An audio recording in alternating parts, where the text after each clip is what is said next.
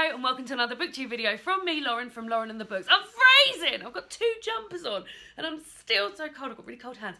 Might have a bath in a minute to warm myself up.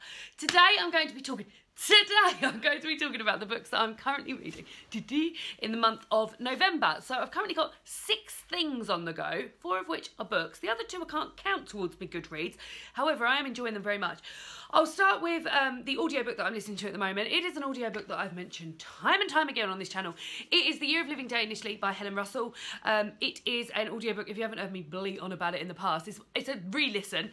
And it is a book about a woman who moves to rural Denmark for a year after her husband gets a job there. Previously, I loved this book. I loved listening to this. I listened to this last year for the first time and gave it 5 stars. Absolutely adored it. My glasses are filthy. Absolutely adored it. Thought it was the best thing ever. I am still enjoying it. Look, I am. I really am still enjoying it. But I feel like on the re-listen, I'm almost...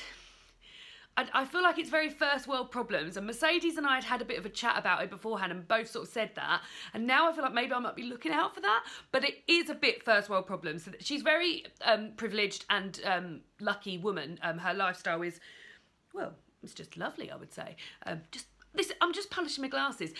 So yeah, so that's the only, I can't even say it's a problem because I'm still enjoying it. I really enjoy the way it's set out. It's set out into months, and within those months, she goes into detail about things to do with Danish living, such as like living in Denmark for example, healthcare systems, work, what it's like for children, holidays, food, like all sorts is gone into. So I really like the structure of it, but yeah, I will say, it does feel a bit first world problems. I will next go on to the 3 books that I'm currently... Shall I? Yeah, I'll go into the 3 books that I'm reading. So I'm currently reading Another Day in the Death of America by Gary Young. Now, I'm very, very much enjoying is not the word to be used, but I am finding this extremely valuable and extremely I'm learning a lot. Now, what I didn't realise going into this is that Gary Young is actually a British chap writing about gun crime in America. So this book, if you don't know already, this book just picked a day at random and the date is the 23rd of November 2013. And within that day, 10 children, people under the age of 19, were killed as a result of gun crime. And he looks into each of those 10 cases. I think I'm on sort of number 8 or 9 now. 8 I'm on now. And Gary Young, the chap who wrote this, is a British guy, which I didn't realise going into it. So he's writing it from the same sort of point of view, although however, he lives in America and he has an American wife and his 2 children go to school in America. He's writing this from the sort of point of view of like astonishment at the amount of gun crime that's going on, because in the UK you can't have guns. So it's a really extremely sort of relevant point of view from my point of view, for me to understand it. And he's written it in a way where I really understand and just feel like perplexed in the way that he does it, how much gun crime goes on in America.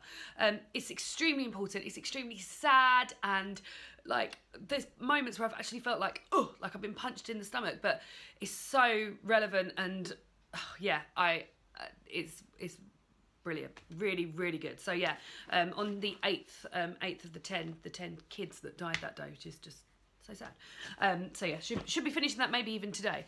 I'm also reading What We See in the Stars by Kelsey Asade. Now this was sent to me by Pam Macmillan. It is they're all non-fiction because I'm doing non-fiction November.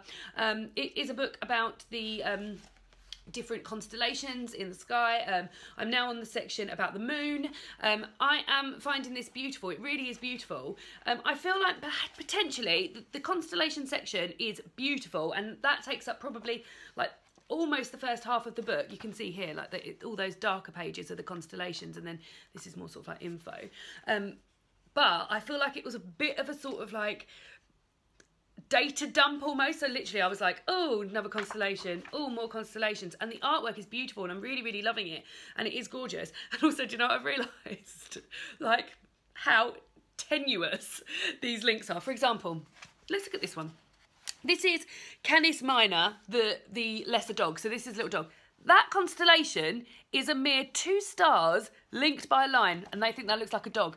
I didn't realise quite how generous they had been in terms of imagination you would need to use when thinking of this. So here's another one, Cassiopeia the Queen. The constellation of that is 1, 2, 3, 4, 5 stars just sort of linked like this. So yeah, and also it was nice to sort of revisit some Harry Potter names in here as well. So yeah, I am enjoying this. I do feel like this could have been, like this first few pages could have been done. You can see there, it's just, it's beautiful to look through, and it really is presented beautifully. Like, it's a gorgeous book, but in terms of like actual information, I was a bit like, oh, I don't know how much of this I'm taking in. It's just another constellation, another constellation. So yeah, but I think it's beautiful. Look at it, look at it. The next book I'm reading is a book called Riverine by Angela Palm. Now, I'm quite not that far into this, only about 50 pages into this. So this is Angela Palm's memoir of the place that she grew up. She hasn't, from what I can understand so far, I'm still in her childhood.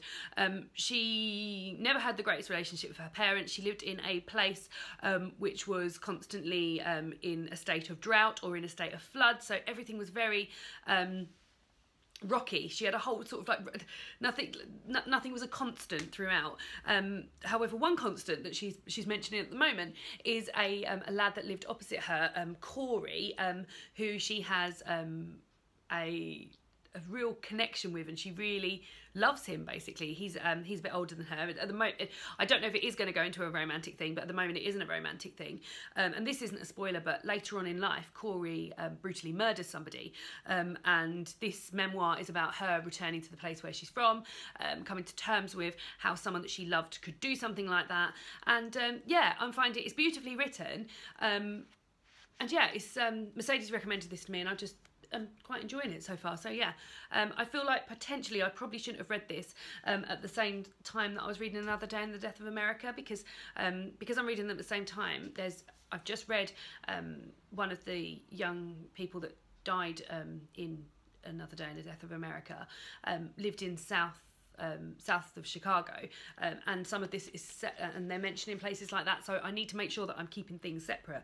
But yeah, finding this interesting, and yeah, just gentle, and yeah, nice. And then the last 2 things that I'm currently reading are magazines, and magazines are non-fiction. I watched Olivia Pope's video, and she was saying that she was going to read magazines, and they are non-fiction. So yeah, they do definitely count. I'm currently reading The Simple Things, which is something I'm thinking about subscribing to. I'm really enjoying this.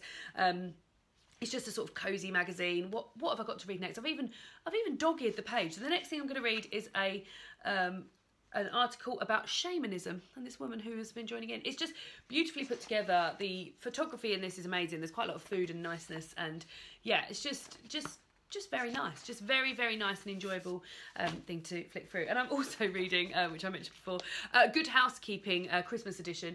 I've just read the good things that are happening in the month of December. One thing I didn't realise was happening is that they have made a adaptation of The Miniaturist by Jessie Burton. Did anyone know this? It's on in December on BBC One. So yeah, that's I'm excited about. There's quite a few things on here that I am actually excited about. The Crown, that's back on Netflix towards the end of December. What else? Wonder is out at the cinema in December, which I'm looking forward to seeing. And Star Wars is back. So I'm very much looking forward to seeing that. And part of the reason I've decided not to cut my hair is so I can wear my hair like Ray. I will get around to wearing my hair like Ray at some point. So those are the books that I'm currently reading at the moment in November. What are you guys currently reading? Have any of you guys read any of the books that I'm reading?